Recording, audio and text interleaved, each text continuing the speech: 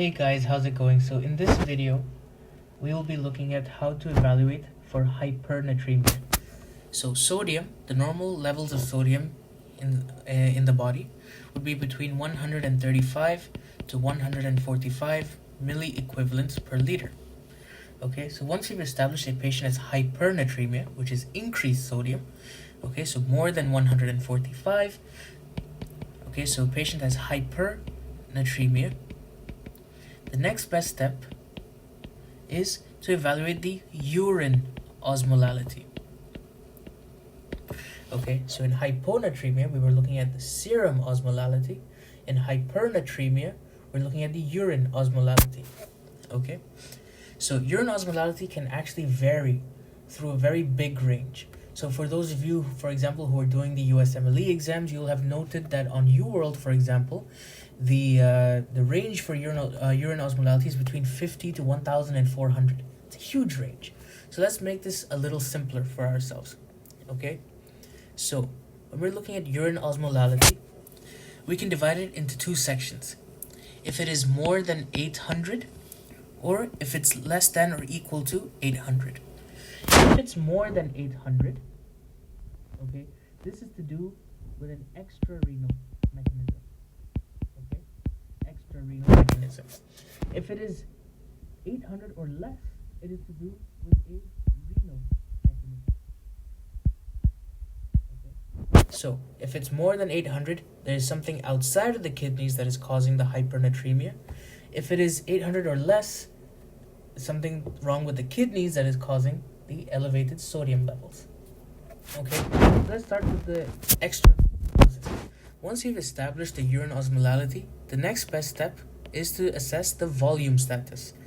Okay, you'll notice the similarity here with regards to hyponatremia management and hypernatremia management.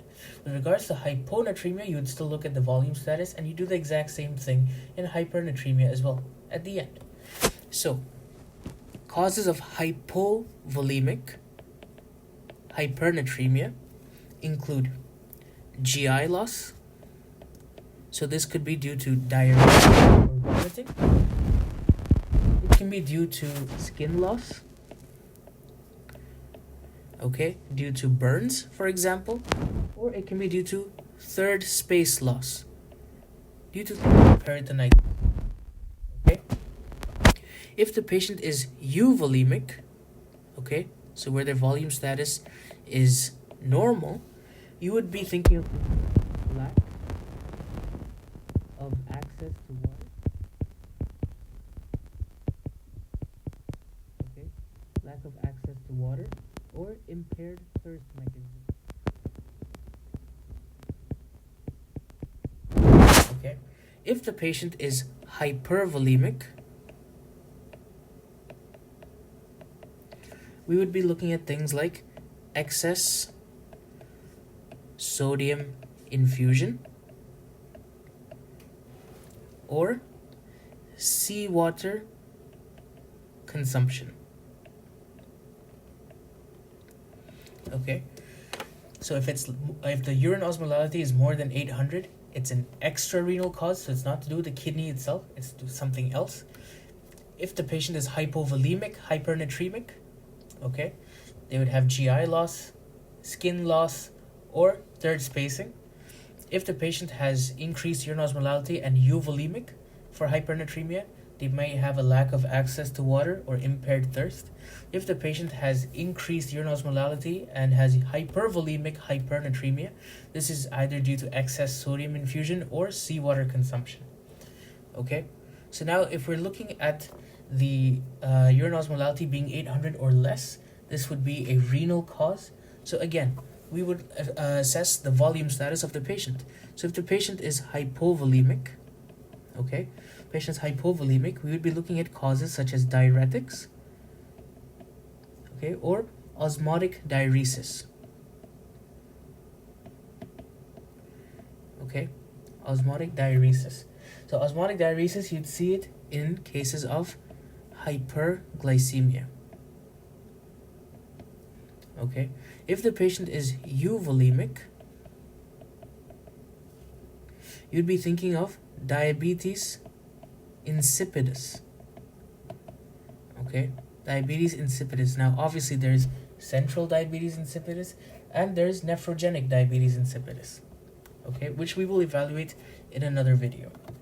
If the patient is hypervolemic, okay, you're looking at two causes, either Cushing's, so where you have hypercortisolism, so that's Cushing's, okay, or you'd be looking at primary hyperaldosteronism. And remember, hyperaldosteronism is characterized by hypernatremia and hypokalemia. Okay, so just to review, a patient with hypernatremia would have a sodium level of more than 145. The next best step to evaluate the cause would be to check the urine osmolality. If the urine osmolality is more than 800, this is to do with an extrarenal cause. If the urine osmolality is 800 or less, this is to do with a renal mechanism. So after we determine the urine osmolality, we have to determine the volume status. If the patient has a high urine osmolality and hypovolemic hypernatremia, this would be either due to GI loss, such as diarrhea or vomiting, skin loss, such as due to burns, or third spacing, such as due to peritonitis. If the patient has hypernatremia, a high urine osmolality, and is euvolemic, they would have a possible lack of access to water or impaired thirst. If the patient is hypernatremic with a high urine osmolality and they're hypervolemic, this would be usually due to excess sodium infusion or seawater consumption.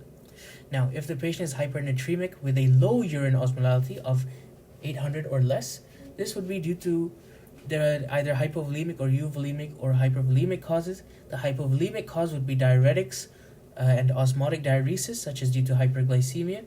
It could be euvolemic due to diabetes insipidus, or hypervolemic due to Cushing's, or primary hyperaldosteronism.